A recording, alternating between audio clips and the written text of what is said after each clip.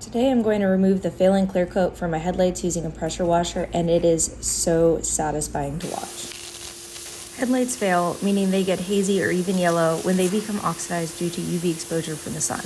One way to prevent this is to keep a protective wax layer over your headlights, but if they're already feeling like mine are here, and mine are pretty dramatic, it's too late for that. And really the correct way to repair headlights is to sand away the oxidized clear coat and respray a fresh layer of clear, but that's not as fun as using the pressure washer.